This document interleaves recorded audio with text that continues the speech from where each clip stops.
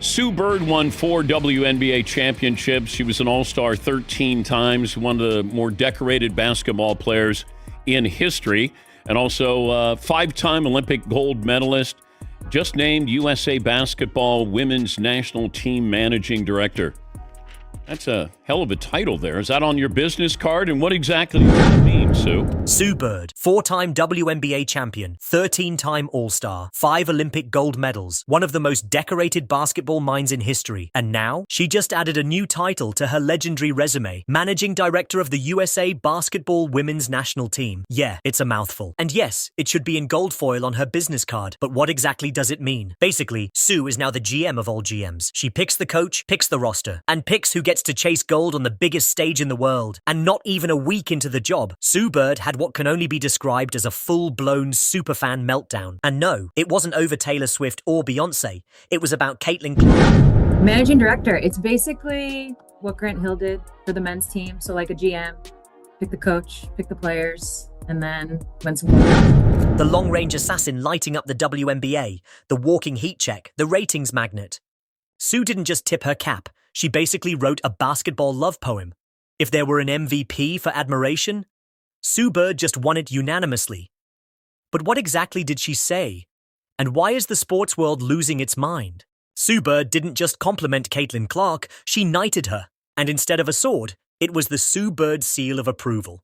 In basketball terms, that's rarer than hitting a game winner blindfolded with one hand tied behind your back.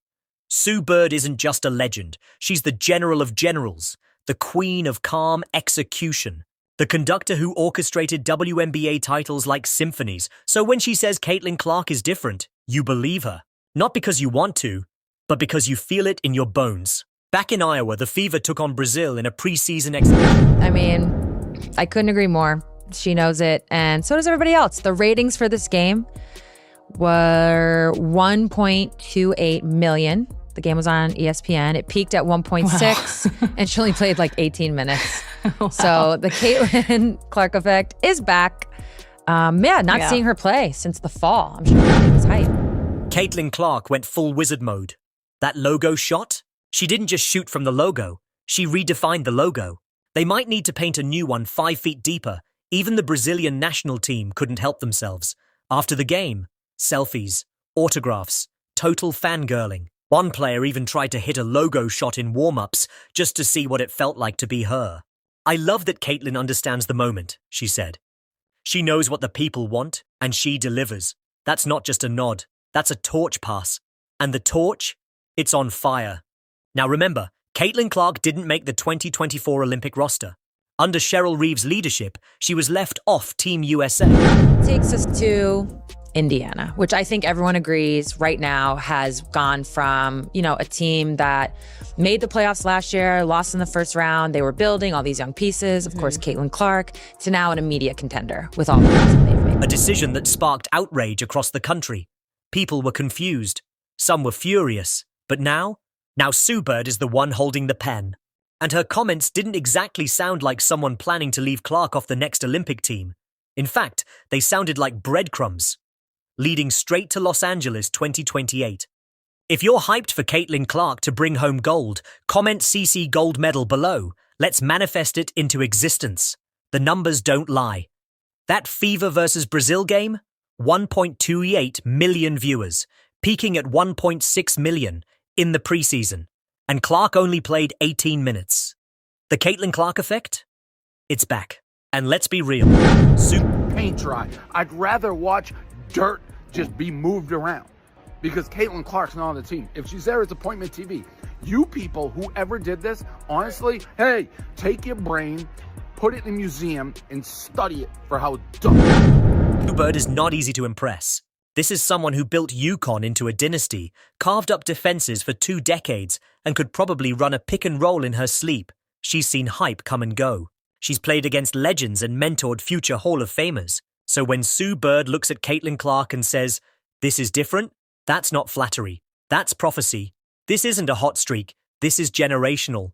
Clark isn't just a player. She's the player. She's appointment TV. And Sue, she just locked in her RSVP. The Fever aren't messing around either. With veterans like Dewana Bonner, Natasha Howard and Sophie Cunningham joining the squad, they've gone from rebuild to contender overnight. Sue Bird gave a shout-out to Natasha Howard, calling her the glue that holds it all together. The kind of player that doesn't light up. The Fever, if you haven't been paying attention, they are really active in ensuring that Caitlin Clark and company have a true contending lineup next season. They have Caitlin Clark, they have Aaliyah Boston, they made sure that they re-signed Kelsey Mitchell. That was a big one. They acquired both Natasha Howard and Dewana Bonner. They traded for Sophie Cunningham. They still have Lexi Hull. And now they have made a move that is literally my favorite of WNBA free agency. They have signed Sydney Colson, face of the WNBA. Up the box score, but wins you games. Then there's Sophie Cunningham. Tough, gritty, a true enforcer. The Fever are building something special, and Clark is the center of it all. And then came the aftershock. Sue's comments didn't just land, they exploded. Athletes, analysts, fans, even skeptics suddenly had to face the truth. Caitlin Clark isn't a passing moment. She's not just a flash in the pan. She's the future. And Sue Bird, she just put it in writing. In a league where some insiders still resist the rise of new stars, Sue chose leadership. She chose progress. She chose truth. She didn't just validate Caitlin Clark, she redefined the conversation. They obviously, through trade, added Sophie Cunningham, a player who isn't just a 3-and-D wing, but someone who brings a distinct identity shift to any locker room she enters. She's been to the WNBA finals, she's taken hard fouls and dished out tougher ones, and she understands exactly what it takes to win in this league. Her presence alone shifts the energy of the team. She plays with fire, emotion, and a chip on her shoulder, and that attitude is contagious. Cunningham doesn't shy away from confrontation, and in a league where Caitlin Clark has already become a target for physical play, that edge is critical. Sophie is the kind of player who lets the opposition know, if you come after Clark, you're going through her first. She's mentally tough, physically fearless, and most importantly, she's a proven competitor who refuses to back down.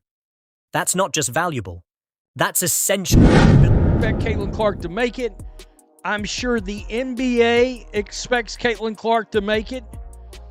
When the commissioner of the league, that is really the boss of Kathy Engelbert, and he is, let's not get confused, when he comes out and says it was a great miss for women's basketball to have left Caitlin Clark off the team, you better make sure you get her on the team. Building a championship-caliber culture around a young superstar. And then, last but not least, they added Dewana Bonner. That move can't be overstated.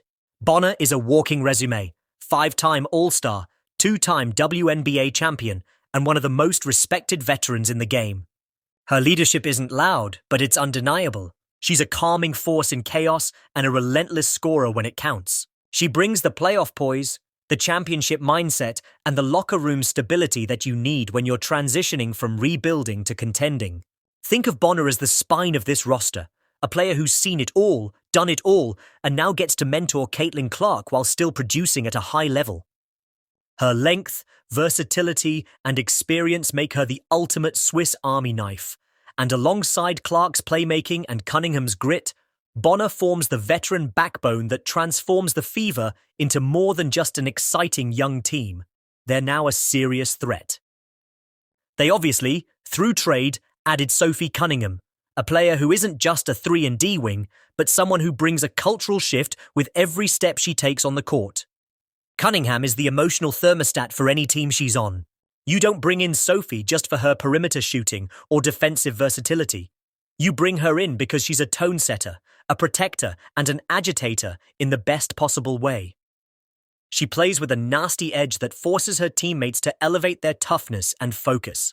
When you watch Cunningham play, it's not just about stats. It's about moments. That hard foul to stop a run. That stare down after a big bucket. That confrontation after a cheap shot on a teammate. She's not afraid to make the game personal. And when you have a franchise centerpiece like Caitlin Clark, who already has a target on her back because of her hype, her style, and her media coverage, you need someone like Sophie to stand in the gap. Cunningham has quickly become the player who will walk into a hostile arena and tell 10,000 fans to quiet down with a smirk and a three-pointer. She thrives in tension, And that's exactly what Indiana lacked last season. A player who didn't just absorb pressure, but welcomed it. Sophie brings a swagger that turns a passive roster into an aggressive one. Her veteran presence, her playoff experience, and her fearlessness on both ends of the floor give this young Fever team something they were missing. An enforcer, both in attitude and in action. And let's be clear, Sophie's not just talk. She can shoot 38% from three, guard multiple positions, and draw fouls while frustrating opponents with her non-stop motor. She's not here to ride Clark's coattails. She's here to throw elbows, hit threes, and remind opponents that Indiana is no longer soft. She's the kind of player who changes how other teams talk about you in the locker room. You don't just game plan for Caitlin Clark anymore. Now you have to brace yourself for Sophie Cunningham, and that changes everything.